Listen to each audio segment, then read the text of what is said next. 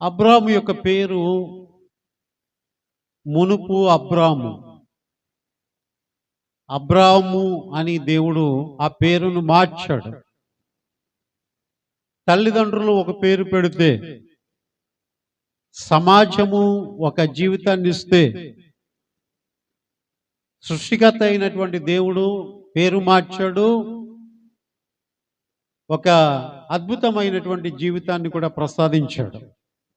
అబ్రహాము అనేటువంటి పేరు బైబిల్ గ్రంథములో 223 సార్లు వ్రాయబడి ఉంది. బహుశా అంత ఎక్కువగా ఎవరి గురించి కూడా వ్రాయబడి ఉండలేదేమో. ఒక వాక్యాన్ని మీ ముందు ఉంచిన తర్వాత ఆ వాక్యం యొక్క నిజమైన అర్థాన్ని మనం చివరిలో తెలుసుకుని దాన్ని ముగిస్తాం. ఆ వాక్య భాగం ఎక్కడ ఉంది అంటే, గలతీయులకు రాసినటువంటి పత్రిక 3వ అధ్యాయము 29వ వచనంలో రాయబడి ఉంది.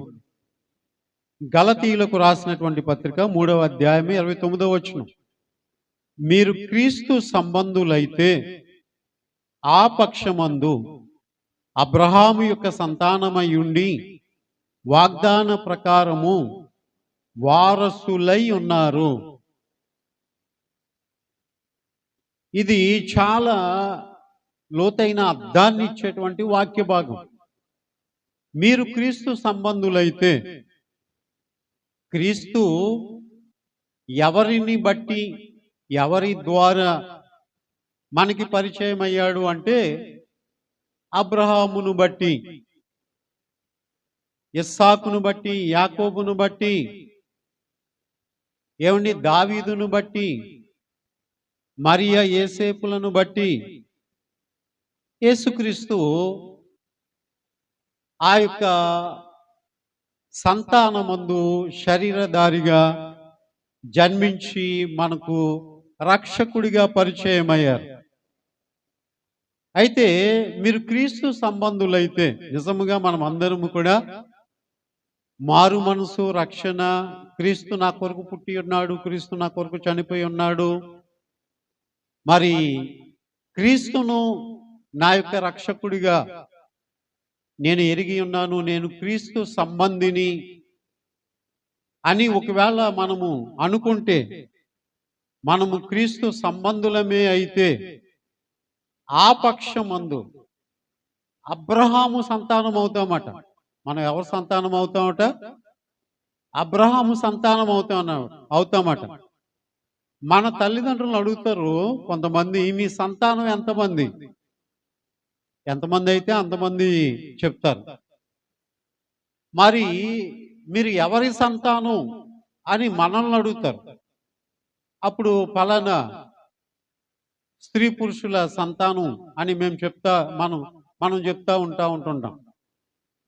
ఆధ్యాత్మికంగా మనమట అబ్రహాము సంతానం అవుతామట. అబ్రహాము సంతానమై ఉండి, అబ్రహాము కుమారులమై ఉండి, అబ్రహాము యొక్క ఆశీర్వాదానికి మనము వారసులమై ఉంటామట. మనము క్రీస్తు సంబంధులమైతే అబ్రహాము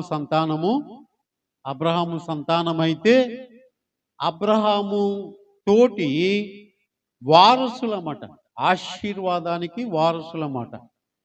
కనుక మన వారసత్వానికి కానీ, లేకపోతే మన యొక్క సంతానానికి కానీ మూల పురుషుడు ఎవరు అంటే అబ్రహాము. మేం భౌతికంగా పలానా వాళ్ళ పిల్లలమని మీరు అన్నా, ఆధ్యాత్మికంగా ఎవరి పిల్లలు అని అంటే, మన గురించి బైబిల్ చెప్పబడుతుంది. బైబిల్ యొక్క తర్జుమాలో చూస్తే మనం అందరము కూడా అబ్రహాం యొక్క పిల్లలము. హల్లెలూయా, హల్లెలూయా. అబ్రహాం యొక్క సంతానము. కారణం ఏమిటి అంటే, విశ్వసించిన వారందరికీ కూడా అబ్రహాము తండ్రి అయి ఉన్నాడు. ఈ మాట గురించి చెప్పబడుతుంది, ఆయన విశ్వాసులకు తండ్రి.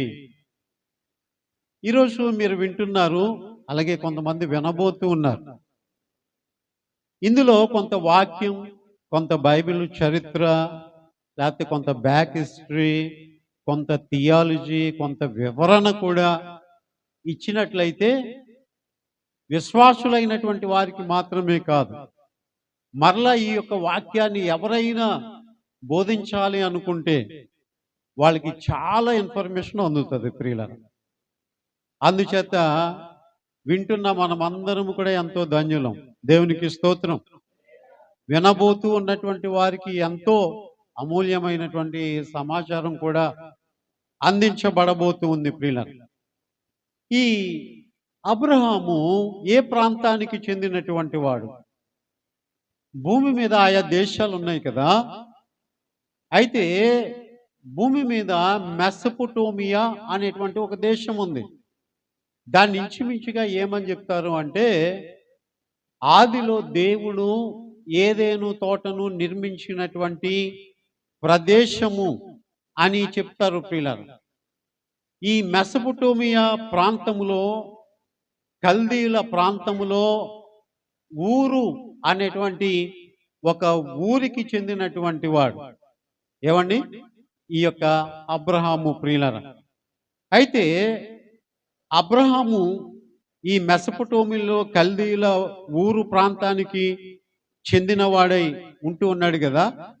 ఇప్పుడు భూమి మీద ఉన్నటువంటి దేశాలలో అబ్రహాము పుట్టినటువంటి దేశం ఏ దేశం అని ఇప్పుడు పిలువబడుతున్నటువంటి దేశాల పేరుతో మీరు చెప్తారు అంటే, ఇప్పుడు ఇరాక్ అని పిలువబడుతూ ఉన్నటువంటి ఆ దేశంలో అబ్రహాము పుట్టాడు. పూర్వం దాని పేరు మెసొపొటేమియా అని పిలువబడుతూ ఉండేది. అయితే ఈ యొక్క ఇరాక్కి సరిహద్దుగా ఉన్నటువంటి ప్రాంతాలు ఏంటి అంటే, ఇరాను, సిరియా, టర్కీ అనేటువంటివి సరిహద్దు ప్రాంతాలుగా ఉన్నాయి. ఆదిలో బైబిల్ చరిత్ర ఏమండి వ్రాయబడిన కాలములో కూడా ప్రపంచ దేశంలో ఉన్నటువంటి దేశాల పేర్లు కూడా వ్రాయబడి ఉన్నాయి. అందుచేత బైబిల్కి వేరుగా ప్రపంచ చరిత్ర లేదు, ప్రపంచ చరిత్రకు వేరుగా బైబిల్ కూడా లేదు. రెండు కలిసే ఉన్నాయి. హల్లెలూయా. కొన్ని గ్రంథాలకి అసలు ప్రపంచంతో సంబంధమే లేనట్టుగా ఉంటుంటాయి. అయితే బైబిల్ చరిత్ర గురించి చాలా చక్కగా తెలియచేస్తూ ఉంది ప్రియులారా. అపోస్తుల కార్యముల గ్రంథం అబద్ధమని ఒక వ్యక్తి నిరూపించాలని అనుకుని అపోస్తుల కార్య గ్రంథం అంతా కూడా చదివాడంట. చదివితే ప్రపంచం మీద ఉన్నటువంటి ఇంచుమించు 23 దేశాల పేర్లు అపోస్తుల కార్యముల గ్రంథంలో రాయబడి ఉన్నాయట. అప్పుడు అతడు అన్నాడంట, చరిత్రకు వేరుగా బైబిల్ లేదు, బైబిల్లో ఏదైతే ఉందో అది చరిత్రలో ఉంది, కాబట్టి బైబిల్ అబద్ధమని మనం కొట్టివేయలేము అని అతను ఒప్పుకున్నాడట ప్రియులరా. దేవునికి స్తోత్రం. హల్లెలూయా, హల్లెలూయా. ఈ రోజున జ్ఞానం కలిగినటువంటి వారందరూ కూడా బైబిల్ కరెక్ట్ అని చెప్తా ఉన్నారు. ఎందుచేతనంటే అది వాస్తవాన్ని తెలియచేస్తూ ఉంది గనుక. అయితే ప్రియులరా, ఈ మెసొపొటేమియా ప్రాంతాన్ని, ఈ ఇరాకు ప్రాంతాన్ని ఆదికాండం 10వ అధ్యాయం 10వ వచనంలో ఒక పదం వాడబడింది అక్కడ. దానిని ఏమని అన్నారు అంటే సీనారు ప్రాంతము అన్నారు. దాన్ని ఏమన్నారు? సీనారు ప్రాంతము అన్నారు. కాబట్టి సీనారు అన్న, మెసొపొటేమియా అన్న, ఇరాక్ అన్న ఒక్కటే ప్రియులరా. కనుక అబ్రహాము అక్కడ జన్మించాడు ప్రియులరా. అయితే ఈ మెసొపొటేమియా లేకపోతే ఇరాక్ అనేటువంటి ప్రాంతం ఎక్కడ ఉంది అంటే టైగ్రిస్, యూఫ్రటీస్ నదుల మధ్య ఉన్నదట. కనుక నదుల మధ్య భూభాగము అని ఈ మెసొపొటేమియాని పిలుస్తారు. దేవునికి స్తోత్రం. హల్లెలూయా. అయితే అబ్రహాము గురించి మనం తెలుసుకుందాం. అబ్రహాము యొక్క తాత పేరు నాహోరు. అలాగునే అబ్రహాము యొక్క తండ్రి పేరు తెరాహు. అబ్రహాముకి ఇద్దరు తోడబుట్టినటువంటి అన్నదమ్ములు ఉన్నారు. వాళ్ళిద్దరి పేర్లు ఏంటి అంటే నాహోరు, హారాను అనేటువంటి వారు ఉన్నారు. ఈ నాహోరు యొక్క కుమారుడే లోతు అబ్రహాముతో కూడా బయలుదేరి వచ్చినటువంటి వాడు. అబ్రహాము కూడా వివాహం అయింది. అబ్రహాం యొక్క భార్య పేరు షారా. ఆ తర్వాత ఆమె పేరు షారాయి అని పిలువబడింది ప్రియులారా. ఆమె గురించి బైబిల్ ఒక చక్కని పదాన్ని తెలియజేస్తూ ఉంది. పేతురు రాసిన మొదటి పత్రిక 3వ అధ్యాయం 6వ వచనంలో షారా అబ్రహామును యజమానుడని పిలుస్తూ ఆయనకి లోబడి ఉందంట ప్రియులారా. కనుక విశ్వాసులకు తండ్రి అయినటువంటి అబ్రహాము మనందరికీ కూడా మార్గదర్శకుడు. అలాగునే విశ్వాసులైనటువంటి వారందరికీ కూడా ఒక తల్లిగా షారాయి కూడా ఒక మంచి మార్గదర్శకురాలు. హల్లెలూయా, హల్లెలూయా. అబ్రహామును షారాయి యజమానుడని గౌరవించినట్లుగా అబ్రహాము సంతానమైనటువంటి మనమందరము కూడా ఆడపిల్లలైతే తమ భర్తలను ఎలాగున గౌరవించాలట? యజమానుడు అని గౌరవించాలంట. హల్లెలూయా. కొత్తగా పెళ్ళైన తర్వాత ఆ భార్య భర్తల ఇంటికి ఆ భర్త స్నేహితుడు వచ్చాడంట. స్నేహితుడు వచ్చి పేరు పెట్టి పిలుస్తున్నాడట. అంత మాత్రమే కాదు, తన స్నేహితుడి పేరు రవి అట. ఒరే రవి, నేను వచ్చాను రారా బయటికి అని అన్నాడట. అయితే ఈ మాట భార్యకి వినబడింది. ఏంటి ఒరే రవి ఏంటి, అలా పిలవకూడదు. ఆయనకి మ్యారేజ్ అయ్యింది. ఇప్పుడు భర్త స్థానాన్ని సమాజంలో కలిగి ఉన్నాడు. ఆ ఇంటికి వచ్చి ఏమండి రవి గారు, లేకపోతే ఏమండి ఏమని పిలవాలి? ఏమండి రవి గారు ఉన్నారా అని అడగాలి. లేకపోతే ఏమండి రవి గారు అని పిలవాలి. ఒరే అరే అంటావేంటి అని అన్నదంట భార్య. ఓకే అలాగా అమ్మా అని చెప్పి మాట్లాడి వెళ్ళిపోయాడు. ఒక 6 నెలలు పోయిన తర్వాత ఏమండి మళ్ళీ అదే స్నేహితుడు ఇంటికి వచ్చాడట. ఏమండి వచ్చి పిలుస్తా ఉన్నాడట. ఏమండి రవి గారు ఉన్నారా అని అడిగితే ఆ భార్య గుమ్మం దగ్గరికి వచ్చి సమాధానం చెప్తుందంట. ఏమో ఆడెవడో, ఆడెక్కడికి పోయాడో మాకు తెలీదు అన్నదంట. చూసారా, 6 నెలలు అవగానే ఏమైంది చెప్పండి? ఏమండి అన్నవాడు మరలా అరే ఒరేలోకి వచ్చేసాడు.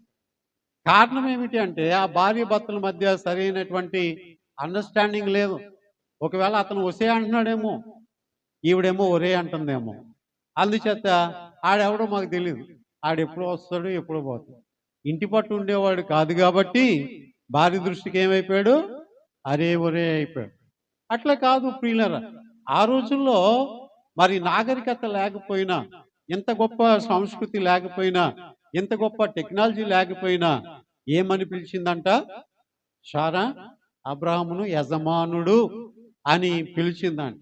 చూడండి, భర్తకు మీ మీద ప్రేమ పుట్టాలి అంటే అతనితో ఎప్పుడు కూడా గౌరవంగా మాట్లాడాలి. ఏవండి అనే పిలుపులో గొప్ప గుర్తింపును మీరు పొందుకుంటారు. ఏవండి, అందుచేత ఎన్నన్నా పడతాడు అన్నట్లుగా ఏదేదో మాట్లాడితే ప్రేమ అనేటువంటిది ఉండనే ఉండదు ప్రియులారా. అలాగే భార్యను గౌరవించే విధంగా భార్యను గౌరవించాలి.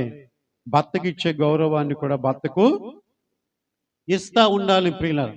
ప్రియులారా, మరి బైబిల్ గ్రంథం 12వ అధ్యాయంలో మనకి క్రొత్తగా అబ్రహాము పరిచయం అవుతాడు. చూడండి, ఆదికాండం 12వ అధ్యాయంలో మరి అబ్రాముగా పిలువబడి, అదే ఆదికాండం 17వ అధ్యాయము 5వ వచనం వచ్చేటప్పటికి అబ్రాము అబ్రహాముగా మార్చబడ్డాడట. ఇటు చూడండి, అబ్రాముగా మార్చబడ్డాడట ప్రియులారా. అయితే ఈ అబ్రహాము గురించి బైబిల్ గ్రంథంలో ఎన్ని మార్లు ప్రస్తావించబడిందంటే అబ్రహాము అనేటువంటి పదం 223 సార్లు రాయబడి ఉంది. ఏమండి, పరిశుద్ధ గ్రంథంలో అన్ని మార్లు అతని ప్రస్తావన వచ్చిందంటే ఏమండి, అతను ఎంత గొప్పవాడో ఆలోచన చేయండి ప్రియులారా. కనుక ఈరోజు మనం వినబోతున్నటువంటి ప్రసంగం ఏంటి అంటే, మనకు తండ్రి అయినటువంటి అబ్రహాం గురించి ఆలోచన చేస్తున్నాం. మీ నాన్న గురించి చెప్పండి, మీ తండ్రి గురించి చెప్పండి అంటే మీరు బోల్డ్ అంత చెప్తారు. మా నాన్న అండి ఎంత కష్టపడి పెంచేవాడండి మమ్మల్ని, మా నాన్న అండి మమ్మల్ని ఎంత ప్రేమగా చూసుకున్నాడు అండి, మా నాన్న గుణాలు ఎంత గొప్పవోనండి అని చెప్తారు కదా. అది మన ఫిజికల్ తండ్రి. కానీ ఒక స్పిరిచువల్ తండ్రిగా అబ్రహాము గురించి మనం చెప్పుకోబోతున్నాం. ఎవరి గురించి చెప్పుకుంటున్నాం? మన యొక్క ఆత్మీయ తండ్రి గురించి, విశ్వాసులకు తండ్రి అయినటువంటి అబ్రహాము గురించి. ఎందుకు అబ్రహాము తండ్రి అయ్యాడంటే, విశ్వసించిన వారిలో ప్రథముడు గనుక విశ్వసించిన వారందరికీ కూడా తండ్రి అయ్యాడు. పుట్టినటువంటి వారందరికీ కూడా ఆదాము ప్రథముడు గనుక అందరికీ ఆదాము తండ్రి అయినట్లు, విశ్వసించినటువంటి వారందరికీ ప్రథముడు అబ్రహాము గనుక అబ్రహాము అందరికీ కూడా తండ్రి అయ్యాడు. దేవునికి స్తోత్రం. మనం ఎవరి గురించి చెప్పుకుంటున్నాం? మన ఆత్మీయ తండ్రి అయినటువంటి అబ్రహాము గురించి చెప్పుకుంటున్నాం. మన నాన్న చాలా గొప్పడు కదా. మన నాన్న దేవుని యొక్క కృప చేత పిలువబడ్డాడు కదా, ఏర్పాటు చేయబడ్డాడు కదా. ఏమండి, 12వ అధ్యాయంలో అతను పిలిచినప్పుడు గొప్ప త్యాగపూర్వకంగా దేవుని యొక్క స్వరము విన్నాడు. అప్పటికి విగ్రహారాధికుడిగా ఉండేవాడు. నేను చేసిన ఏ చెక్క బొమ్మలు కూడా అవి ఇన్నాళ్ళు మాట్లాడలేదు, కానీ నా కంటికి కనబడని ఒక అదృశ్యమైనటువంటి వ్యక్తి నన్ను పేరు పెట్టి పిలుస్తున్నాడు అని చెప్పి విశ్వసించి, ఈయన దేవుడు కాడా, ఈయనకు సమస్తము సాధ్యమే కదా, ఇంత సర్వసృష్టికర్త అయినటువంటి దేవుడు నన్ను పిలిచినప్పుడు నా ఎన్నికను నేను నిర్లక్ష్యం చేయను అనుకుని ఏం చేశాడు అంటే, అబ్రహాము దేవుణ్ణి నమ్మడం మొదలు పెట్టాడంట. హల్లెలూయా, హల్లెలూయా. ఆ నమ్మకం అతన్ని నీతిగా ఎంచిందంట ప్రియులారా. కాబట్టి అబ్రాము చెప్పాను కదా, 12వ అధ్యాయంలో అబ్రాముగా పిలువబడి 17వ అధ్యాయం 5వ వచనం వచ్చేటప్పటికి అబ్రహాముగా ఏమండి పేరు మార్చబడింది. అబ్రహాము అనేటువంటి మాటకు అర్థం ఏమిటి అంటే ఉన్నత తండ్రి అని అర్థం. అబ్రహాము అనేటువంటి మాటకు అర్థం ఏమిటి అంటే అనేక జనములకు తండ్రి. అబ్రహాము అనగా ఉన్నత తండ్రి, అబ్రహాము అనగా అనేక జనములకు తండ్రి. హల్లెలూయా. ఉన్నతమైన వాడిగా పిలువబడి అనేక జనాంగములకు ఆయన తండ్రిగా మారాడు ప్రియులరా. దేవునికి స్తోత్రం. అబ్రహాము గురించి తెలియజేయబడుతున్నటువంటి విషయం ఏమిటి అంటే, అబ్రహాము మొదలుకొని యేసుక్రీస్తు వరకు, అబ్రహాము మొదలుకొని దావీదు వరకు 14 తరములు. దావీదు మొదలుకొని ఇజ్రాయేలు ప్రజలు బబులోను చెరలోనికి వెళ్ళిన కాలం 14 తరములు. తరం అంటే తెలుసు కదా, ఒక వ్యక్తి జీవించినటువంటి కాలాన్ని తరము అంటారు. ఇది వరకు 100 ఉండేది, 130 ఉండేది. ఏమండి, మెతుషల అయితే 900కు పైబడి జీవించినటువంటి వాడు. అయితే ఇలాగున 14 తరములు ఇజ్రాయేలు ప్రజలు బబులోను దేశము చెర నుంచి విడిపించబడి యేసుక్రీస్తు వరకు కూడా 14 తరములు. 14 మూళ్ళు ఎంతమంది, ఎంత చెప్పండి? 42 కదా. అయితే ఈ 42 తరముల వెనుక ఉన్నటువంటి వాడు అబ్రహాము ప్రియులరా. అయితే అబ్రహాముకి 2 బిరుదులు ఉన్నాయి. మన విశ్వాసులకు తండ్రి అయినటువంటి అబ్రహాముకి ఎన్ని బిరుదులు ఉన్నాయి? 2 బిరుదులు ఉన్నాయి. ఏమండి, ఈ 2 బిరుదులు ఏంటి అంటే, ఒకటి విశ్వాసులకు తండ్రి. రోమీలకు రాసినటువంటి పత్రిక 4వ అధ్యాయం 11వ వచనములో, రోమీలకు రాసినటువంటి పత్రిక 4వ అధ్యాయం 11వ వచనములో, మరియు సున్నతి లేని వారైనను నమ్మిన వారికి అందరికీ అతడు తండ్రి అగుట వలన వారికి నీతి ఆరోపించుటకై అతడు సున్నతి పొందక మునుపు తనకు కలిగిన విశ్వాసము వలనైన నీతికి ముద్రగా సున్నతి అను గురుతు పొందెను. చూసారా, నమ్మిన వారందరికీ అతడు తండ్రి అగుట వలన. ఈ వాక్యాన్ని బట్టే మనము విశ్వాసులకు తండ్రి అని అంటున్నాం. కనుక ఒక బిరుదు ఏంటంటే అబ్రహాముకి విశ్వాసులకు తండ్రి. మీ విశ్వాసం ఎక్కడ పుట్టింది, ఎవరిలో పుట్టింది, ఎక్కడి నుంచి ప్రారంభమైంది అని అంటే మనం చెప్పాలి, యేసుక్రీస్తుకు ముందు 14 తరాలు, చెరకు ముందు 14 తరాలు, దావీదుకు ముందు 14 తరాలు. అప్పుడు అబ్రహాము అనేటువంటి ఒక వ్యక్తి ఉండేవాడు, అతనిలో పుట్టింది విశ్వాసము. హల్లెలూయా, హల్లెలూయా. రెండవది ప్రియులరా, అబ్రహాముకు ఉన్నటువంటి రెండవ బిరుదు ఏంటి అంటే అబ్రహాము దేవునికి స్నేహితుడు. హల్లెలూయా. ఏమండి, మీరు ఎవరు స్నేహితులు అంటే, మా పంచాయతీ ప్రెసిడెంట్కి నేను స్నేహితుడండి. చాలా గొప్ప సంగతి కదా. మీరు ఎవరు స్నేహితులు అంటే, అదేంటండి ఆయన నేను కలిసి చదువుకున్నాం, పలానా సీఎం నా క్లాస్మేట్ అండి, నా స్నేహితుడండి. ఓకే, అంతవరకు బాగానే ఉంది కదా. మీరు ఇంకా ఎవరు స్నేహితులు? ఓ, పిఎం మీకు తెలీదా? ఆయన నా క్లాస్మేటే, నా స్నేహితుడే. మీ ఇద్దరం ఒకే కంచంలో తినేవాళ్ళు. ఏమండి, ఆ వాడి జబ్బ మీద నేను, నా జబ్బ మీద వాడు చెయ్యేసుకుని నడుస్తూ ఉండేవాళ్ళు అని చెప్తా ఉంటుంటాం. ఇంకా అంతకు మించి మనం ఏమైనా చెప్పగలమా? కానీ అబ్రహాము అట సర్వ సృష్టికర్త అయినటువంటి దేవునికి స్నేహితుడైపోయాడట. హల్లెలూయా. దేవుడు అబ్రహాముతో చెప్పకుండా ఏది చేసేవాడు కాదట. అలాగే అబ్రహాము కూడా దేవునితో ఏది చెప్పకుండా చేసేవాడు కాదట. స్నేహితులు అంటే అంతే కదండి. భార్య భర్తల మధ్య అయినా, అన్నదమ్ముల మధ్య అయినా, అక్క చెల్లెల మధ్య అయినా ఒకవేళ దాపరికాలు ఉంటాయేమో గాని స్నేహితుల మధ్య దాపరికాలు ఉండవు ప్రియులారా. వాళ్ళిద్దరూ కూడా విడమరచి ప్రతి విషయాన్ని కూడా చెప్పుకుంటారు. తోడబుట్టినటువంటి ఒకే తల్లి గర్భంలోంచి పుట్టినటువంటి ఆ యొక్క తోడబుట్టిన వారి కంటే ఎక్కువగా ఉంటుంటారు. అయితే అబ్రహాము గురించి ఏమని చెప్పబడుతుంది? యాకోబు పత్రిక 2వ అధ్యాయము 23వ వచనములో, కాబట్టి అబ్రహాము దేవుని నమ్మెను, అది అతనికి నీతిగా ఎంచబడెను అను లేఖనము నెరవేర్చబడెను, మరియు దేవుని స్నేహితుడని అతనికి పేరు కలిగేను. హల్లెలూయా. అబ్రహాము ఎవరు స్నేహితుడట? దేవుని స్నేహితుడట. మన విశ్వాసమునకు తండ్రి అయినటువంటి అబ్రహాము ఎవరు స్నేహితుడు? దేవుని స్నేహితుడు. హల్లెలూయా. హల్లెలూయా. మీ నాన్న స్నేహితులు గొప్పవారైతే మీకు ఎన్ని పనులు అయిపోతాయి కదా. అలాగున మన విశ్వాసులకు తండ్రి అయినటువంటి అబ్రహాము యొక్క స్నేహితుడు దేవుడైనప్పుడు చూసారా, ఆయన పిల్లలమైనటువంటి మనకి కూడా మన తండ్రి అయినటువంటి స్నేహితుడు మనకి కూడా మేలు చేస్తాడు. హల్లెలూయా. హల్లెలూయా. కాబట్టి ఇటువంటి అబ్రహాము చేసినటువంటి కొన్ని ఉన్నతమైన గొప్ప కార్యాలు ఈ రోజున మనం ధ్యానం చేద్దాం. ఇంచుమించుగా కొంచెం మరీ లోతుగా కాకుండా కొంచెం వివరణాత్మకంగా ఒక 8 విషయాలు చెప్తాను. మన విశ్వాసమునకు తండ్రి అయినటువంటి అబ్రహాముకు ఉన్నటువంటి గుణగణాల గురించి చెప్తాను నేను. ఎంత గొప్ప వానికి మనము పిల్లలమా అనేటువంటి ఆశ్చర్యం మనకి కలుగుతుంది ప్రియులారా. మొట్టమొదట అబ్రహాము యొక్క గుణగణం ఏమిటి అంటే, దేవుడు పిలిచినప్పుడు దేవుని యొక్క పిలుపునకు విధేయుడయ్యాడట. హల్లెలూయా. మన విశ్వాసమునకు తండ్రి అయినటువంటి అబ్రహాము ఎలాంటి వాడు చెప్పండి?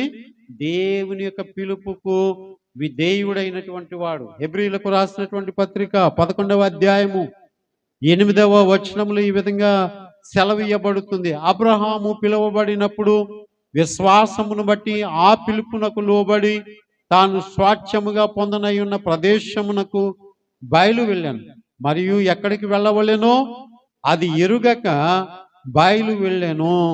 విశ్వాసమును బట్టి పిలువబడినప్పుడు ఆ పిలుపుకు లోబడ్డాడట. ఇంకేమీ మారు మాట్లాడలేదు.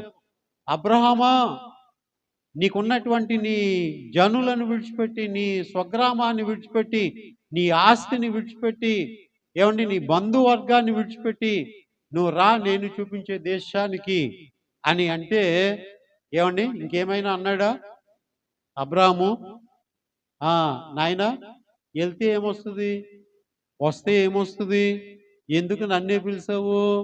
ఏమండి, నాకంటే గొప్పవారు ఉన్నారు కదా, నేనే నీకు కనబడ్డానా? నేను ఎందుకు నా బంధువులను విడిచిపెట్టేయాలి, నా ఆస్తిని విడిచిపెట్టాలి? ఎంతకంటే గొప్ప బహుమానం నాకు ఎక్కడ దొరుకుతుంది? ఏం దొరుకుతుంది? ఉన్నపాటును రమ్మంటున్నావు, మధ్యలో వదిలేస్తావా ఏంటి? నాకేమన్నా బాండ్ రాసిస్తావా? ఇలాంటి ప్రశ్నలేవి కూడా అబ్రహాము వేయలేదు.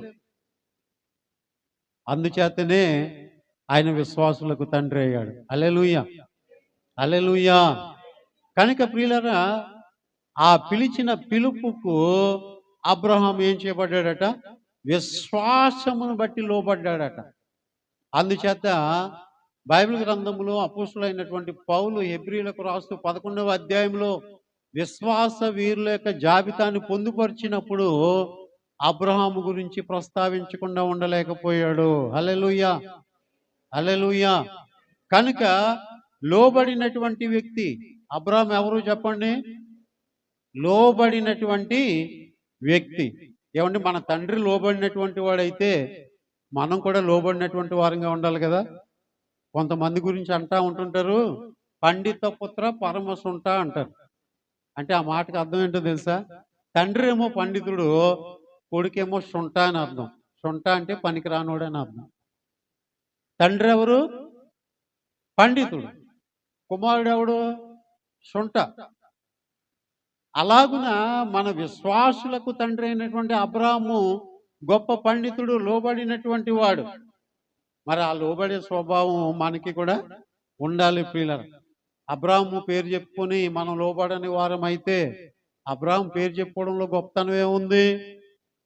కనుక విశ్వాసమును బట్టి అబ్రాహాముకు పిల్లలమైనటువంటి మనము కూడా మన తండ్రి అయిన అబ్రాహాము మొదట లోబడ్డాడు అనేటువంటి విషయాన్ని మనం గుర్తుపెట్టుకోవాలి. హల్లెలూయా, హల్లెలూయా. రెండవదిగా అబ్రాహాము యొక్క జీవితంలో మనం చూస్తే అబ్రాహాము బలిపీఠములను కడుతూ వచ్చాడు.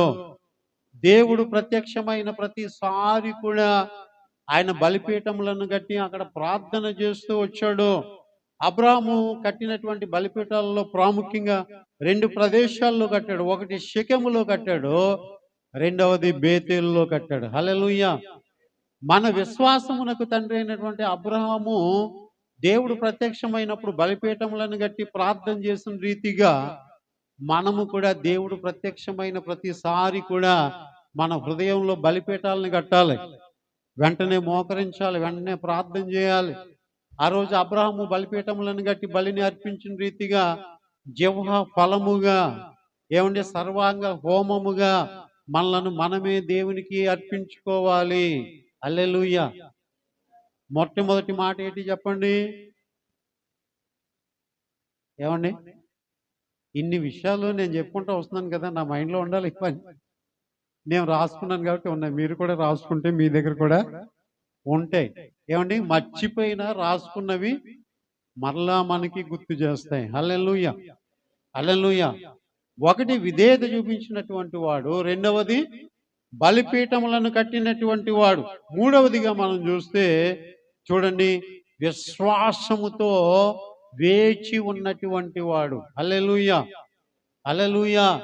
అబ్రాహాము యొక్క విశ్వాసం అట భూ సంబంధమైనటువంటి జీవితంలో ఆయుష్లో ఇచ్చిన జీవితకాలం మట్టుకే కాదట. అబ్రాహాము దేని కొరకు కనిపెడుతూ వచ్చాడట? దేని కొరకు ఎదురు చూస్తూ వచ్చాడట? నేను చనిపోతానా? పరలోకానికి వెళ్తానా? పరలోక పట్టణం ఉందా? ఆ పరలోక పట్టణంలో నేను ఉంటానా అని చెప్పి అబ్రాహాము దేవుడు దేనికి శిల్పియు నిర్మాణకుడై ఉన్నాడో పునాదులు గల ఆ పట్టణము కొరకు అబ్రాహాము నిరీక్షణ కలిగినటువంటి వాడై ఎదురు చూస్తూ వచ్చాడట. హల్లెలూయా. మన పితరుడైనటువంటి అబ్రాహాముకి ఓపిక ఉంది. ఏమండి, ఎదురు చూడడంలో జీవితాంతం కూడా ఎదురు చూచాడు.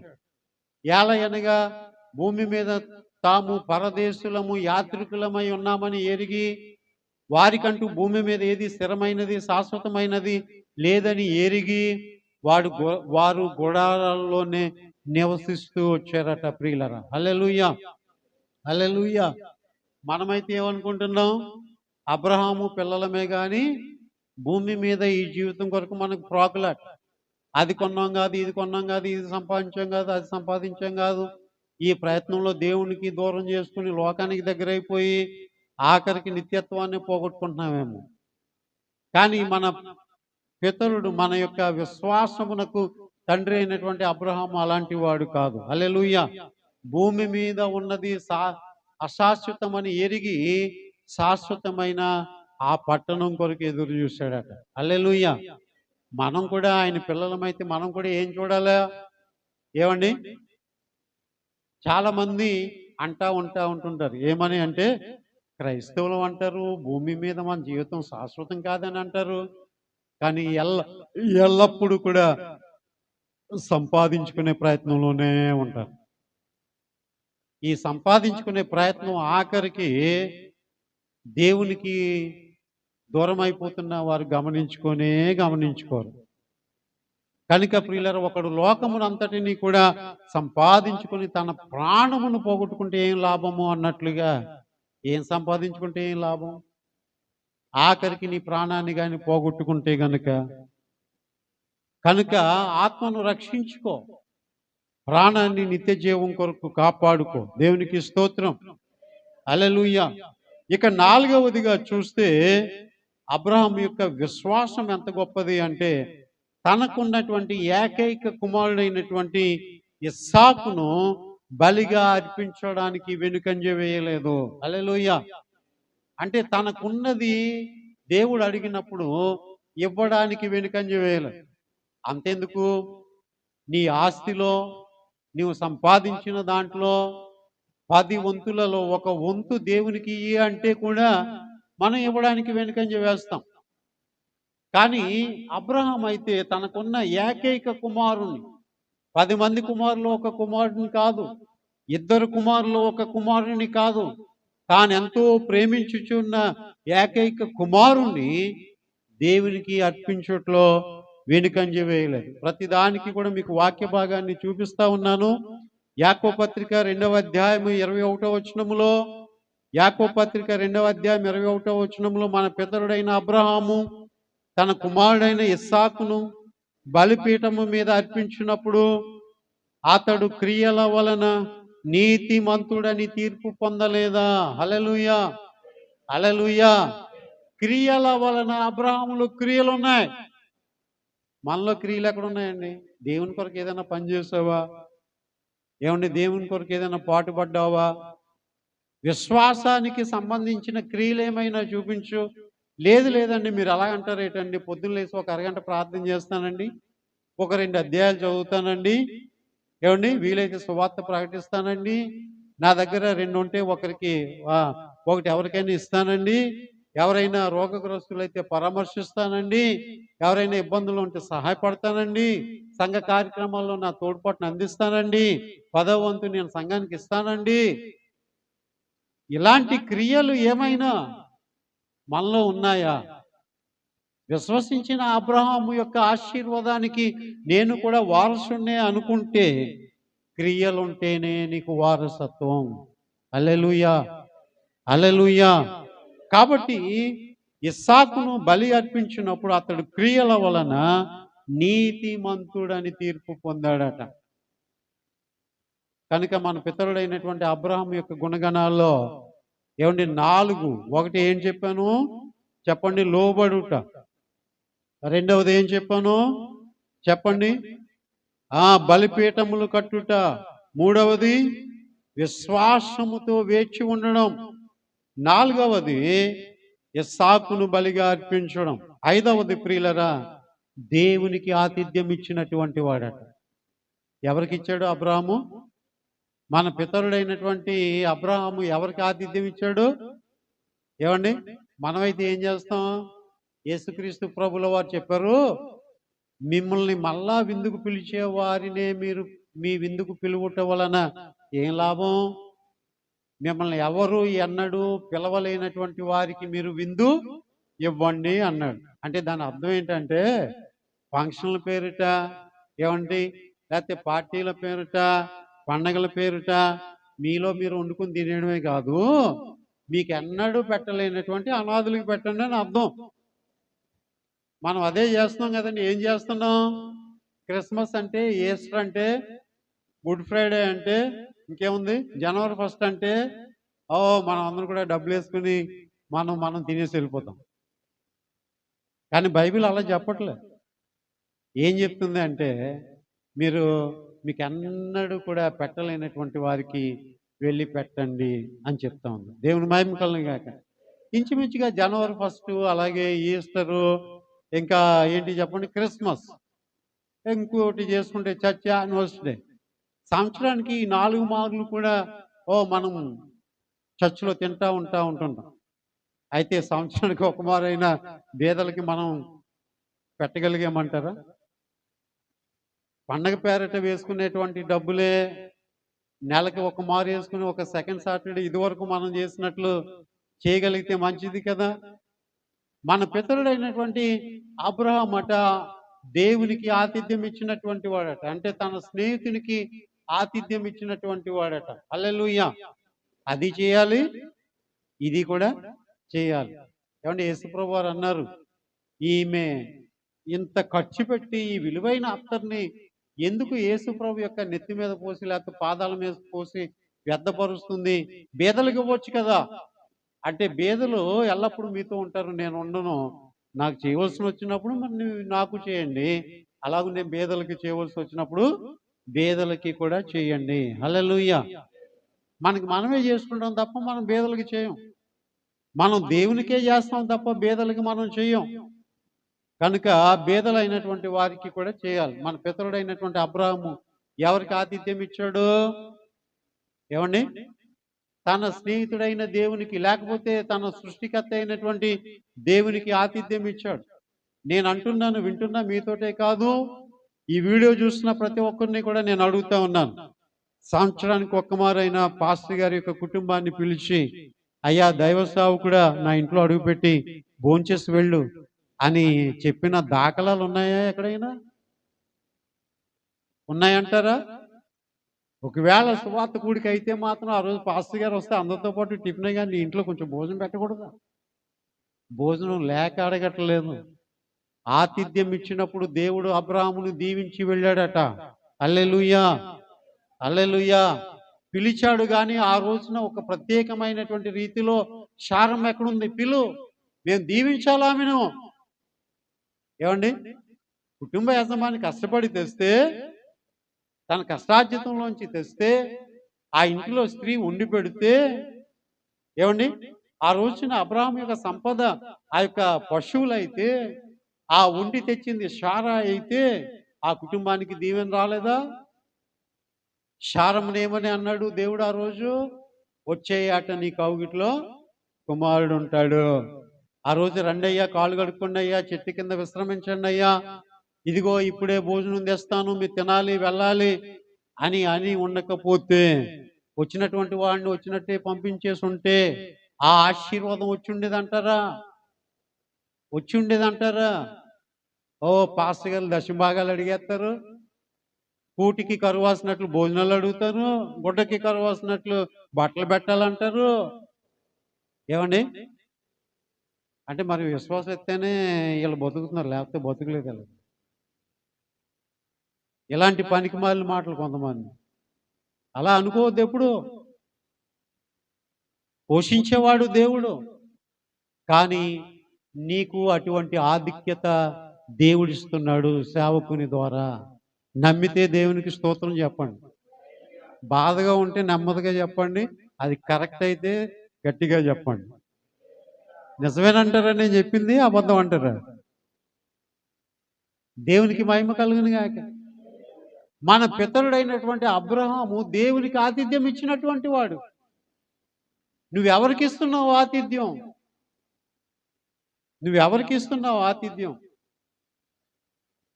కనుక ప్రియులరా, దేవునికి ఆతిథ్యం ఇవ్వడం అంటే గొప్ప సంగతి. హైందవుల్లో మనం చూస్తూ ఉంటుంటే నైవేద్యం పెడుతున్నామని అంటారు కదా, అక్కడ పెడతారు దేవునికని. మన క్రైస్తవ విధానంలో అయితే ఆ స్థానాన్ని ఎవరు? మిక్కిలి అల్పులైన ఈ నా సహోదరులలో ఒకరికి చేస్తే మీరు నాకును కూడా చేసినట్టే. హల్లెలూయా, హల్లెలూయా. కనుక ప్రియులరా, మన పితరుడైనటువంటి అబ్రహాము ఏం చేశాడు అంటే, చూడండి, దేవునికి ఆతిథ్యం ఇచ్చినటువంటి వాడు. హల్లెలూయా, హల్లెలూయా. ఎన్ని విషయాలు చెప్పుకున్నాం? విశ్వాసముతో ఏడ్చి ఉన్నటువంటి వాడు, ఇస్సాకును బలిగా అర్పించినటువంటి వాడు, దేవునికి ఆతిథ్యం ఇచ్చినటువంటి వాడు. ఈ విషయాలన్నీ కూడా ఆదికాండం 18వ అధ్యాయం ప్రారంభంలో ఉంటాయి. 18వ అధ్యాయం అంతా కూడా ఇదే విషయాలు తెలియచేస్తూ ఉంది ప్రియులారా. ఇక 6వ విషయానికి వస్తే, తన సహోదరుడైనటువంటి లోతును కాపాడినటువంటి వాడు. హల్లెలూయా. తన సహోదరుడు యొక్క కుమారుడైనటువంటి లోతును కాపాడినటువంటి వాడు. ఏమైంది? అబ్రహాము దగ్గర నుంచి లోతు విడిపోయి వెళ్ళిపోయాడు. సొదొమ గొమొర్రాలో జీవిస్తా ఉన్నాడు. ఆ సొదొమ గొమొర్రా మీదకి కొంతమంది నలుగురు శత్రురాజులు వచ్చారు. ఆ సొదొమ గొమొర్రాల ప్రజలతో పాటు లోతును కూడా తీసుకుని వెళ్ళిపోయారు. ఈ విషయం అబ్రాహాముకి తెలిసింది. తెలిసి అయ్యో నా నుంచి దూరం అయిపోయినా, ఏమండి, నాతో ఎమడకపోయినా, నాతో కలిసి ఉండకపోయినా నా సహోదరుని కుమారుడైనటువంటి లోతు పట్టబడ్డాడంట. అతని పిల్లలు పట్టబడ్డారంట. అతని యొక్క భార్య పట్టబడిందంట అని చెప్పి వెళ్ళి వాళ్ళని తీసుకుని పోయినటువంటి రాజులతో యుద్ధం చేసి లోతును విడిపించి తీసుకుని వచ్చాడు. ప్రియులరా, ఇది మనకు ఉంటుందా? మన సహోదరుడు అనేటువంటి భావన మనకుంటుందా? మన సహోదరుని యొక్క పిల్లలు అనేటువంటి భావన మనకుంటుందా? మన అక్కలు, మన చెల్లెళ్ళు, మన అన్నలు, మన తమ్ముళ్ళు, మేనగోడలు, కొడుకై వరుస అయ్యేటువంటి వారు, కూతురు వరుస అనేటటువంటి వారు, మేనల్లుళ్ళు అనేటువంటి భావన ఉంటుందా? బైబిల్ గ్రంథంలో పౌలు గారికి ఒక మేనల్లుడు ఉన్నాడు. ఆ మేనల్లుడు చెవిలో ఒకటి పడిందంట. అదేంటో తెలుసా? పౌలు గారిని కుట్ర చేసి చంపబోతున్నారు అనేటువంటి ఒక ప్రణాళిక. ఎప్పుడైతే మేనమామ మీద మేనల్లుడికి ప్రేమ ఎక్కువ ఉందో వెళ్ళి చెప్పాడట, మామయ్య మామయ్య నిన్ను ఇలా చంపడానికి ప్రయత్నం చేస్తున్నారు అని చెప్పాడట. ప్రియులారా, మేనమావకి మేలు చేసినటువంటి మేనల్లుడు. ఈ రోజుల్లో మనం వార్తాపత్రికల్లో చూస్తూ ఉంటుంటాం, ఆస్తి కొరకు అన్నని చంపేసినటువంటి తమ్ముడు. ఏమండి, ఈ మధ్య రీల్స్ లో నేను చూశాను, పొలంలో పంపకాల దగ్గర చెల్లి అన్నయ్య మీద పడి కొట్టేస్తా ఉంది. ఇలాంటి పరిస్థితులు ప్రియులారా, ఎవడు పాలుగా అయితే ఆడే తోడెట్టుకుంటాడు అన్నట్టు, ఎవడు కొంచెం గట్టెక్కేస్తే ఇంకా నాకు పర్లేదు అనుకున్నట్టు దాటి వెళ్ళిపోతున్నాడు. గోతులో ఉన్నవాడిని గోతులో వదిలేస్తాడు ఒక్కొక్కడు. అయ్యో వాడిని పైకి తీసుకొద్దాం అన్న ఆలోచన లేదు ప్రియులారా. మన పితరుడైనటువంటి అబ్రహాం యొక్క గుణగణాలని చూడండి ఒకసారి. అతను ఎలాంటి వాడు అంటే తన సహోదరుడైనటువంటి కుమారుడు లోతును విడిపించి తీసుకుని వచ్చాడట. మనమైతే ఏమంటాం? ఆడికి అలాగే అవ్వాలే, నేనంటే లెక్కలేదు ఆడికి, నేను పెద్దోడన్నా లెక్కే లేదు ఆడికి. నేను అంటాను, పెద్దోడు అనేటువంటి లెక్క నీ మీద వాడికి లేకపోయినా నువ్వు పెద్దోడుగా ఒక తండ్రిలాగా వాడిని క్షమించు. హల్లెలూయా, హల్లెలూయా. తండ్రిలాగా వాడిని క్షమించే, లెక్క చేయనటువంటి వాడిని క్షమించగలిగే మనసున్నటువంటి వాడికంటే గొప్పవాడు ఇంకెవడు కూడా లేడు ప్రియులారా. ఎవడు గొప్పవాడంటే శత్రువుకైనా ఏమండి ఆహారం పెట్టగలిగినటువంటి వాడు, ఆకలిగా ఉంటే ఆహారం పెట్టగలిగినటువంటి వాడే గొప్పవాడు. ఒక్కొక్కరికి ఇంకే ధ్యాస ఉండదు. మనం బాగున్నామా లేదా, మనం ఉన్నామా లేదా, వాళ్ళ గొడవ మనకి ఎందుకు అంటా ఉంటుంటారు కొంతమంది. ఏమండి, అన్న తినకపోతే తమ్ముడు బతిమాలడు, తమ్ముడు తినకపోతే అన్న ఒరే తమ్ముడు తినరా, ఇంటికి రాలా కోపమించో అని అన్నలు ఉంటారా? చెల్లి ఎందుకు అలా కోపగించుకుని ఉన్నావు అని అనేవాళ్ళు ఉన్నారంటారా? కానీ అబ్రహాము యొక్క గుణగణాలు చూడండి. మనము కూడా అబ్రహాము యొక్క సంతానం అయితే అతని యొక్క ఆశీర్వాదానికి వారసులం అవ్వాలి అంటే అబ్రహాముకు ఉన్నటువంటి గుణగణాలు మనకు ఉండాలి. దేవునికి స్తోత్రం, హల్లెలూయా. ఎన్నో వినుంటారు, ఎన్నో మార్లు అబ్రహాం గురించి. కానీ ఈరోజు పరిశుద్ధాత్మ దేవుడు మనతోటే మాట్లాడుతూ ఉన్నాడు ప్రియులారా. హల్లెలూయా, హల్లెలూయా. చూడండి, ఆదికాండం 14:16 ఈ మాట వ్రాయబడి ఉంది. ఆస్తి యావత్తు తిరిగి తెచ్చి తన తమ్ముడైన లోతును, అతని ఆస్తిని, స్త్రీలను, ప్రజలను తిరిగి తీసుకొని వచ్చెను.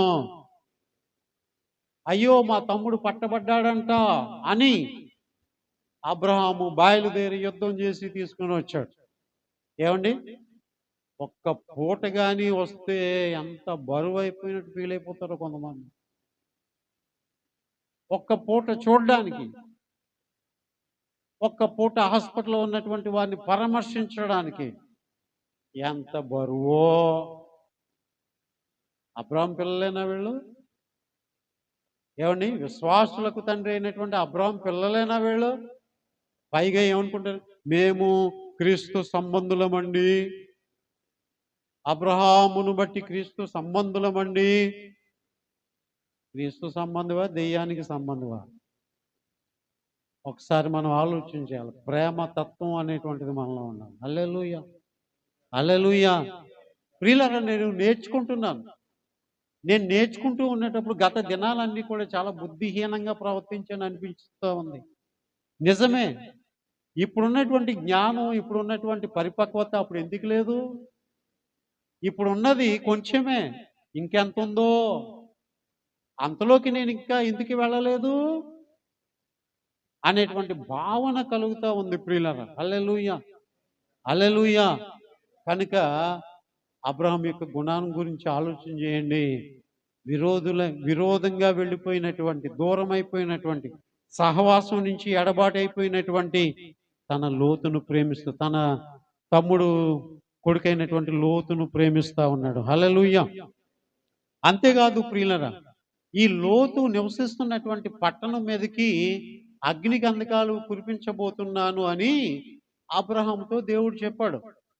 చూసారా, ఈ మాట అబ్రహాం గురించి దేవుడు చెప్తూ అన్నాడు, నేను చేయబోయే సంగతిని అబ్రహాముకు దాచెదనా అన్నాడు. హల్లెలూయా, హల్లెలూయా.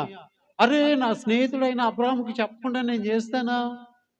తీరా అతని బంధువు కూడా ఆ పట్టణంలో ఉన్నాడు, అతని పొరుగు సమీపంగా ఉన్నటువంటి సొదొమ గొమొర్రా, నేను చేయబోయే కార్యాన్ని దాస్తానా అని అన్నాడు. పిల్ల, ఏమండి, ఎవరైనా నీ దగ్గర దాపరికం లేకుండా ఏదైనా చెప్తున్నారు అంటే దాన్ని అపార్థం చేసుకోవద్దు. నువ్వు అపార్థం చేసుకున్నట్టు కంటే వాళ్ళు దాచిపెట్టడమే మంచిది. వాళ్ళు దాచిపెట్టకుండా చెప్తున్నారు అంటే నువ్వు చాలా సహృదయంతో అర్థం చేసుకోవాలి. నేను మంచిదాన్ననే కదా, మంచివాడిననే కదా, నా దగ్గర దాచిపెట్టట్లేదు వీళ్ళు. కొన్నిసార్లు భార్య భర్తలు దాపరికం లేకుండా మాట్లాడుకుంటారు. ఎందుకని? ఇక్కడ మాట్లాడి అక్కడ చెప్తావనా, అక్కడ మాటలు ఇక్కడ చెప్తావనా? కాదు కాదు, అర్థం చేసుకునేవాడవని, నువ్వు అర్థం చేసుకునేవాడవని చెప్తారు. కనుక అబ్రహాము దగ్గర దేవుడు ఏ సంగతిని కూడా దాచిపెట్టలేదట. ఏమండి, ఎంత సన్నిహితుడండి అబ్రహాము. అటువంటి విశ్వాసులకు తండ్రి అయిన అబ్రహాము తోటి వారసులం అవడం మనకి ఎంత ధన్యత. ఏమండి, ఆ తదుపరి దేవుని యొక్క వాక్యం చాలా చక్కగా చెప్తా ఉంది ప్రియులారా. ఏం చేశాడట? తన కుమారుడైనటువంటి లోతును కాపాడాడట. అంతేకాకుండా అతని కొరకు ప్రార్థన చేశాడట. దేవుని దగ్గర బ్రతిమలాడుకుంటున్నాడట. అయ్యా అయ్యా, ఆ ఊర్లో ఒక 50 మంది ఉంటే రక్షిస్తావా? 40 మంది ఉంటే రక్షిస్తావా? 40 మంది లేరు. 30 మంది ఉంటే 20 మంది ఉంటే రక్షిస్తావా? 10 మంది ఉంటే రక్షిస్తావా?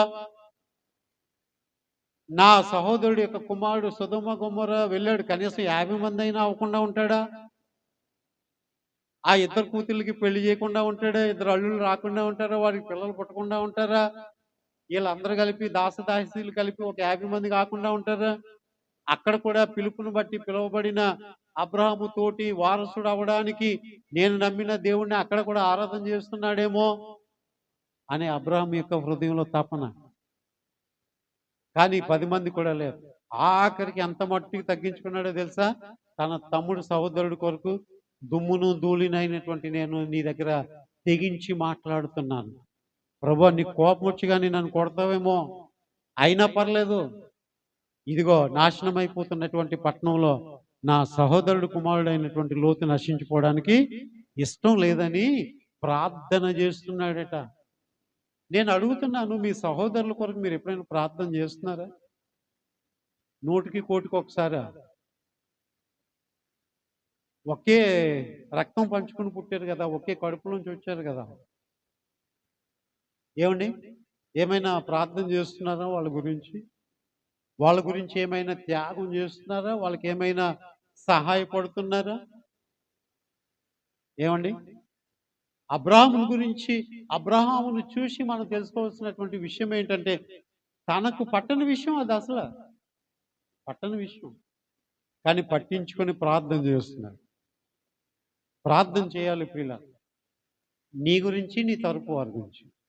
నీకు భార్య ఉంటే నీ భార్య తరపు వారి గురించి, నీకు భర్త ఉంటే భర్త తరపు వారి గురించి, నీ అన్నదమ్ముల గురించి, అక్క చెల్లెల గురించి ప్రార్థన చేయాలి ప్రియులన. మా కుటుంబంలో వివాహం కాని వారి కొరకు, గర్భఫలం లేనటువంటి వారి కొరకు, వృద్ధాప్యంలో ఉండి మరణ అవస్థలో ఉన్నటువంటి వారి కొరకు నేను ప్రార్థన చేస్తాను. హల్లెలూయా, హల్లెలూయా. మీరు ప్రార్థన చేస్తున్నారా? చెయ్యాలంటారా వద్దంటారా? ఎందుకు వచ్చిన గొడవ పాస్? మన బాధలే మనకు సాలట్లేదు, ఎదుటోడు బాధలు మనకి ఎందుకండి అనుకుంటున్నారా? అనుకుంటున్నారా? నీ సహోదరునికి నువ్వు మేలు చేస్తే దేవునికి మేలు చేస్తావు. హల్లెలూయా. సామెతల గ్రంథంలో రాయబడి ఉంది 28వ అధ్యాయంలో అని అనుకుంటా ఉన్నాను. ఈ సంగతి నాకు తెలియదని అనుకునే ఎడల హృదయాంతరంగములను పరీక్షించు దేవుడు ఆ సంగతిని ఎరుగును కదా. మీ చెల్లికో మీ తమ్ముడికో యాక్సిడెంట్ అయిందంట అని ఎవరొకరు మన చెవిలో చెప్పారు. మనం విని వినబడలేనట్టు, తెలిసి తెలియలేనట్టు వెళ్ళలేదు, పరామర్శించలేదు. అవునా, నాకు ఎవరో చెప్పలేదు, నాకు ఎట్లాగని తెలియదు. అబద్ధాలు. ఈ సంగతి నాకు తెలియదని నువ్వు అనుకుంటే, నువ్వు అంటా ఉంటుంటే నీ హృదయంలో అది తెలుసన్న సంగతి నీ దేవునికి తెలుసు. హల్లెలూయా. నువ్వు ఎవరి దగ్గర నాకు తెలియదని చెప్పేస్తే కుదరదు. కనుక పక్కన ఉన్నటువంటి నీ సహోదరుడు పడిపోతా ఉంటే, నాశనం అయిపోతా ఉంటుంటే అతనికి సహాయం చేయాలని అబ్రాహాము మనకు సందేశాన్ని ఇస్తున్నాడు. హల్లెలూయా, హల్లెలూయా. నశించిపోతున్నటువంటి తమ జనుల రక్షణ కొరకు పాటుపడాలని అబ్రాహాము మనకి తెలియజేస్తూ ఉన్నాడు. ఇక అబ్రాహాములో ఉన్నటువంటి 8వ గుణం ఏమిటి అంటే అతడు ఓకే 6వ విషయం ఏం చెప్పాను అంటే లోతును కాపాడాడు. 7వ విషయం ఏం చెప్పానంటే లోతు కొరకు ప్రార్థన చేశాడు. 8వ విషయం ఏంటి అన్ని వివరంగా మరలా చెప్తాను నేను. 8వ విషయం ఏంటి అంటే అబ్రహాము కొల్లగొట్టబడిన సంపాదన అంతట్లో 10వ వంతు తనని ఎదుర్కొని వచ్చినటువంటి మెల్కీషెదెకుకి 10వ భాగాన్ని ఇచ్చాడు. హల్లెలూయా. అబ్రహాములోంచి మనం ఏం నేర్చుకోగలము అంటే 10వ వంతు దేవునికి ఇవ్వడం నేర్చుకున్నటువంటి వ్యక్తి. తనకి రొట్టెను ద్రాక్షరసమును అందించే ఎదురుపడినటువంటి మెల్కీషెదెకు 10వ వంతు ఇచ్చాడు ప్రియులారా. మనం కూడా విశ్వాసులకు తండ్రి అయినటువంటి అబ్రహాము పిల్లలమైతే అబ్రహాము యొక్క గుణగణాలు మనకే ఉండాలి కదా. ఏమండి, దేవుని దగ్గర నుంచి మనం కొల్లగొట్టబడినటువంటి సొమ్మును ఆనందించడమే కాదు, లేకపోతే దేవుడు ఇవ్వగా ఇచ్చిన దాన్ని మనం ఆనందించడమే కాదు. ఏమండి, యాజకునికి మెల్కీషెదెకుకి ఏం చేశాడట? 10వ వంతు ఇచ్చాడట. 10వ వంతు ఇవ్వలేనటువంటి వాళ్ళు విశ్వాసులకు తండ్రి అయిన అబ్రహాం యొక్క సంతానం అవుతారా? అతని యొక్క ఆశీర్వాదమునకు వారసులు అవుతారా? ఒకసారి ఆలోచన చేయండి ప్రియుల. ఇన్ని గుణగణాలు కలిగినటువంటి అబ్రహాము మొదలుకొని క్రీస్తు కాలం వరకు కూడా అతని సంతతిలోంచి వచ్చినటువంటి వారందరూ కూడా ఏమని చెప్పుకుంటున్నారట? మేమెవరో మీకు తెలుసా? లోకానికి మేమెవరో మీకు తెలుసా? మేము అబ్రహాము పిల్లలం అని చెప్పుకుంటున్నారట. మేము అబ్రహాము పిల్లలం. ఓకే, అబ్రహాము పిల్లలే, కానీ అబ్రహాముకు ఉన్నటువంటి గుణగణాలు మీకు ఉన్నాయా అని క్రీస్తు ప్రశ్నించాడు. హల్లెలూయా, హల్లెలూయా. అబ్రహాము చేయలేనిది మీరు చేస్తున్నారు అని చెప్పాడు పిల్లలు. చూడండి, అయితే అబ్రహాము పిల్లలము అని అనుకుంటూనే అబ్రహాముకున్నటువంటి విశ్వాసము గాని క్రియలు గాని వారిలో ఎక్కడ కూడా కనబడలేదట. ప్రియులారా. చూడండి, మత్తయి సువార్త 3వ అధ్యాయం 8వ వచనంలో అబ్రహాము మాకు తండ్రి అని మీలో మీరు చెప్పుకొన తలంచవద్దు. అబ్రహాము మాకు తండ్రి అని చెప్పుకుంటున్నారు. నాన్న పేరు చెప్పుకుంటే ఏం లాభం అండి? చెట్టు పేరు చెప్పుకుని కాయలు అమ్ముకున్నట్టు నాన్న పేరు చెప్పుకుంటే ఏమి లాభం? నాన్న యొక్క గుణగణాలు మనలో ఉంటేనే నాన్న పేరు చెప్పుకోవాలా. హల్లెలూయా, హల్లెలూయా. మేము అబ్రహాము పిల్లలమని మీరు తలంచుకొనవద్దు. కనుక యేసుప్రభు వారు చెప్తా ఉన్నారు లోకాసువార్త 3వ అధ్యాయం 8వ వచనంలో, మారు మనసుకు తగిన ఫలములు ఫలించుడి. 3వ అధ్యాయం 8వ వచనంలో, మారు మనసుకు తగిన ఫలాలు ఫలించండి. మీరు లోకంలోంచి వేరు చేయబడినటువంటి వారైతే, లోకంలోంచి ప్రత్యేకింపబడినటువంటి వారైతే, లోకంలోంచి పిలువబడినటువంటి వారైతే మీ మారు మనసుకు తగిన ఫలాలు ఫలించండి. నేను మారానండి. ఏమండి ఏమండి మారాలి నీ మనసే మారాలి అనేటువంటి పాటలో మారేమంటూ గొప్పలు చెప్తారు. ఎక్కడ మారారు? పగ మారిందా? కోపం మారిందా? ద్వేషం మారిందా? అసూయ మారిందా? ఏమండి ఎక్కడ మారాం మనం? మారు మనసుకు తగిన ఫలాలు ఫలించండి. అక్కడ వ్రాయబడి ఉందండి లోకాసువార్త 3వ అధ్యాయం 8వ వచనంలో, అబ్రహాము మాకు తండ్రి అని మీరు అనుకొన మొదలు పెట్టుకొనవద్దు. దేవుడి రాళ్ళ వలన అబ్రహాముకు పిల్లలు పుట్టించగలడని మీతో చెప్పుచూ ఉన్నాను. హల్లెలూయా.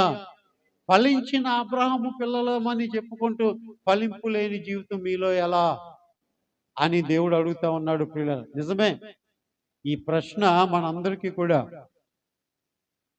మీరు క్రీస్తు సంబంధులైతే ఆ క్రియలు ఎక్కడా, ఆ ఫలాలు ఎక్కడా అని వ్రాయబడుతుంది. యోహాను సువార్త 8వ అధ్యాయము 33వ వచనములో వ్రాయబడుతున్నటువంటి మాట, మేము అబ్రహాము సంతానము, మేము ఎన్నడూను ఎవనికి దాసులమై ఉండలేదు, మీరు స్వతంత్రులుగా చేయబడుదురని అలా చెప్పుచున్నావని అతనితో అని. వాళ్ళ మాటికి ఏమంటున్నారో తెలుసా?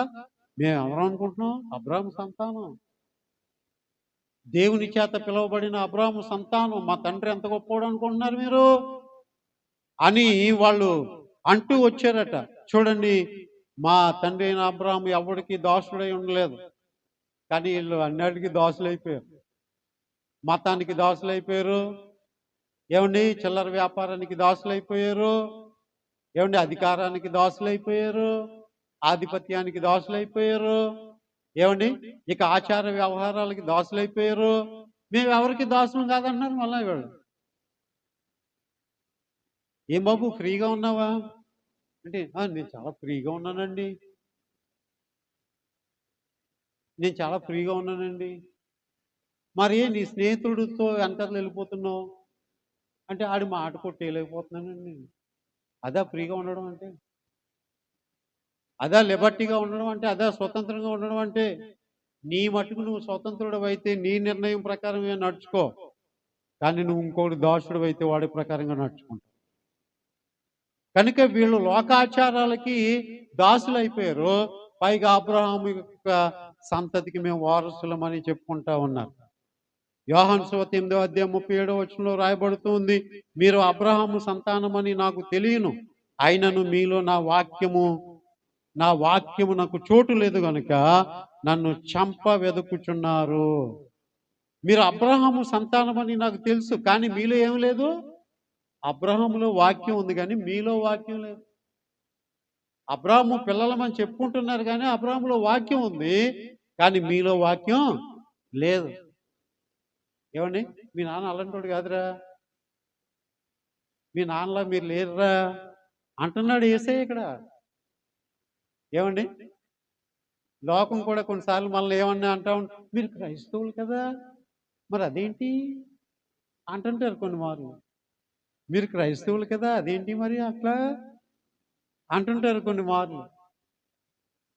అలాగునే యేసుప్రభు వారు ఏమన్నారంటే, అబ్రహాం సంతానమే, కానీ అతని క్రియలు కానీ అతని కార్యాలు కానీ మీలో ఎక్కడ కూడా నాకు కనబడట్లేదు అన్నాడు. యోహాను సువార్త 8వ అధ్యాయం 39వ వచనం, అందుకు వారు ఆయనతో మా తండ్రి అబ్రహాం అనిరి. యేసు మీరు అబ్రహాము పిల్లలైతే అబ్రహాము చేసిన క్రియలు కూడా మీరు చేతురు. మా తండ్రి ఎవరు అనుకుంటున్నారు? అబ్రహాము అని అంటున్నారు. మీ తండ్రి అబ్రహాం అయితే అబ్రహాము చేసినటువంటి క్రియలు మీలో లేవు. ఎన్ని క్రియలు చెప్పుకున్నాం? అబ్రహాంకి 8 క్రియలు చెప్పుకున్నాం. 8లో ఒక్కటి కూడా వీళ్ళకి లేదట. ఏం లాభం? మనం క్రీస్తు పిల్లలమని చెప్పుకుని క్రీస్తు ఆజ్ఞల్లో ఒక్కటి అయినా పాటించకపోతే మనం క్రీస్తు పిల్లలం అవుతామా? క్రీస్తు సంబంధులం అవుతామా? అలాగైతే అబ్రాహాముతోటి వారసులం అవుతామా? ఒకసారి ఆలోచన చేయండి ప్రియులారా. చాలా ఆలోచించదగిన విషయం ఇది. మన పనులు మనయే, పైగా మనం దేవుని పిల్లలం. చాలా ఆలోచన చేయాలి ప్రియులారా. 8వ అధ్యాయం 40వ వచనం చదువుదాం. దేవుని వలన విన్న సత్యము మీలో చెప్పువాడైనను నన్ను మీరిప్పుడు చంప వెదుకుచున్నారే, అబ్రహాము అట్లా చేయలేదు. అబ్రహాము అట్లు చెయ్యలేదు. హల్లెలూయా, హల్లెలూయా. అబ్రహాము నన్ను చంపాలని చూడలేదు, నన్ను వెంబడించాలని చూశాడు. నాకు ఆతిథ్యం ఇచ్చాడు, నా మాటకు లోపడ్డాడు. ఏమండి, ఇంకా ఏం చేశాడు చెప్పండి? నన్ను బట్టి ఏమండి నన్ను బ్రతిమలాడుకున్నాడు. అబ్రహాం అట్లా చేయలేదు. మీరు అబ్రహాము సంతానం అని చెప్పుకుంటున్నారు కానీ మీరిప్పుడు నన్ను చంప వెదుకుచున్నారు. కానీ అబ్రహాము అట్లా చేయలేదు. ఆ మాట రాయబడి ఉందా? ఏమని రాయబడి ఉంది? అబ్రహాము అట్లు చేయలేదు. యేసు ప్రభు స్వయంగా చెప్తున్నాడు, మీ నాన్న నన్ను చంపడానికి వెతికినటువంటి వాడు కాదు, నాతో ఎంతైనా స్నేహంగా ఉండడానికి చూసినటువంటి వాడు. కానీ ఆయన పిల్లలైనటువంటి మీరు చంప వెతుకుచున్నారు అని అంటూ ఉన్నాడు. కొన్ని గ్రామాల్లో వెళ్తా ఉంటే బాబు నువ్వెవరి పిల్లోడివి అని తాగుబోతుండి గట్ట అడిగారు అనుకోండి. తాగి రోడ్డు మీద బాబు నువ్వెవరి పిల్లోడివి అంటే పలానా వాడు పిల్లోడినండి. అరే మీ నాన్న అలాంటివాడు కాదే, నీలాంటివాడు కాదే, తాగి పడుకోలేదు ఎప్పుడు మీ నాన్న, నువ్వేంటి ఇలా తాగి పడిపోయావు అని అంటా ఉంటాం. ఆ తండ్రి యొక్క బుద్ధుల్లో కొన్నైనా నీకు రాలేదురా. మీ నాన్న ఎంత గౌరవంగా బ్రతికేవాడో, మీ నాన్న ఎంత పేరు ప్రఖ్యాతులు కలిగినటువంటి వాడో, మీ నాన్న ఎంత మర్యాదస్తుడో, అలాంటివి నీలో రాలేదేంటి? ఎవరితో పడితే ఆడితో గొడవ నీకు, ఎక్కడ పడితే అక్కడ తాగి పడిపోతావు. మీ నాన్న బుద్ధుల్లో ఒక బుద్ధి కూడా నీకు రా. మనం క్రీస్తు పిల్లలమైతే, అబ్రహాము తోటి వారసులమైతే, అబ్రహాం యొక్క గుణగణాలు మనలో కనబడాలి కదా, క్రీస్తు యొక్క క్రియలు మనలో కనబడాలి కదా. అందుచేతనే గల్తీలకు రాసినటువంటి పత్రిక ఈ ఒక్క మాట చెప్పడం కోసమే ప్రియులరా నేను ఈ ఈ ప్రసంగం అంతా కూడా చేయవలసి వచ్చింది. ఈ 7వ వచనం 8వ వచనం చెప్పడానికి ఈ ప్రసంగం అంతా కూడా చేయవలసి వచ్చింది. అదేంటో తెలుసా? తప్పనిసరిగా తీసి రాసుకోండి, లేకపోతే తీసి చూడండి, చదవండి. గలతీయులకు రాసినటువంటి పత్రిక 3వ అధ్యాయం 7వ వచనం. కాబట్టి విశ్వాస సంబంధులే అబ్రహాము కుమారులని మీరు తెలుసుకొనుడి. హల్లెలూయా, హల్లెలూయా. ఈ మాట అందరూ నాతో చెప్పండి. విశ్వాస సంబంధులే అబ్రహాము కుమారులని మీరు తెలుసుకొనుడి. అబ్రహాముకి పుట్టినంత మాత్రాన అబ్రహాము కుమారులు అయిపోరు. అబ్రహాముకు ఉన్నటువంటి విశ్వాసం మీలో ఉంటేనే అబ్రహాము యొక్క కుమారులు అవుతారు. ఇప్పుడు చెప్పండి, క్రీస్తు మనలో జన్మించి ఉన్నాడు, క్రీస్తులో మనం అందరము కూడా పుట్టబడి ఉన్నాం. క్రీస్తు యొక్క కార్యములు మనలో ఉంటేనే మనం క్రీస్తు బిడ్డలం అవుతాం, లేకపోతే కాదు. పేరు పెట్టుకున్నంత మాత్రాన, బాప్తిసం పొందినంత మాత్రాన, సంఘానికి వస్తున్నంత మాత్రాన, ప్రభు బల్ల పుచ్చుకున్నంత మాత్రాన, ఆయన గుణగణాలు మనలో లేకపోతే మనం దేవుని పిల్లలము కానే కాదు. వాళ్ళు మాట మాటికి అంటున్నటువంటి మాట, మేము అబ్రహాము సంతానం. అరే మీ నాన్న అట్లా చేయలేదురా, కానీ మీరు మీ నాన్నకి భిన్నంగా చేస్తున్నారు. విశ్వాసులైనటువంటి వారే అబ్రహాము సంతానం, వారు మాత్రమే ఆశీర్వాదానికి వారసులు. హల్లెలూయా. 8వ వచనం చదువుదాం. దేవుడు విశ్వాసం మూలముగా అన్యజనులను నీతిమంతులుగా తీర్చునను లేఖనము ముందుగా చూచి నీ యందు అన్యజనులందరూ ఆశీర్వదించబడుదురు అని అబ్రహామునకు సువార్త ముందుగా ప్రకటించబడెను. హల్లెలూయా. అన్యజనులందరూ నీ యందు ఆశీర్వదించబడుదురు. ఈ అన్యజనులమైనటువంటి మనందరికీ కూడా అబ్రహాము తండ్రి ఎందుకయ్యాడో తెలుసా? అతని ద్వారా ఆశీర్వాదం మనకు వచ్చిందంట. అది సువార్త, మనం పొందుకున్న ఆశీర్వాదం. అతని సంతానములోంచి వచ్చినటువంటి యేసుక్రీస్తు కలువరి శిలువ మీద కాచిన రక్తమును బట్టి మనమందరము కూడా, అబ్రహామును బట్టి అతని యందు మనమందరము కూడా ఏమయ్యామట? ఆశీర్వాదానికి వారసులమయ్యామట. హల్లెలూయా, హల్లెలూయా. ఇక్కడ ఏమని వ్రాయబడి ఉంది? అన్యజనులందరూ అన్యజనులను నీతిమంతులుగా తీర్చునని. అన్యజనులమే కదా మనం, యూదులమా? మనం ఏమైనా, మన మతం ఏమైనా యోధా మతమా? ఏమండి, మన శాఖ ఏదైనా యోధా శాఖ కాదు, అన్యజనులు. కానీ అబ్రహామును బట్టి ఆ సువార్త ద్వారా మనమందరం కూడా ఆశీర్వదించబడ్డామట. ఈరోజు మరలా రెండు మాటలు చెప్తున్నాను. ఒకటి ఏంటి అంటే, విశ్వసించు వారందరూ కూడా అబ్రహాము తోటి ఆశీర్వాదానికి వారసులు. హల్లెలూయా, హల్లెలూయా, హల్లెలూయా, హల్లెలూయా. అబ్రహాం యొక్క గుణగణాలు మనలో ఉంటే అబ్రహాంలాగా మనము కూడా ఆశీర్వదించబడతాం. అబ్రహాం ఎక్కడున్నాడు? అబ్రహాం ఎక్కడున్నాడు? పరలోకంలో ఉన్నాడు కదా.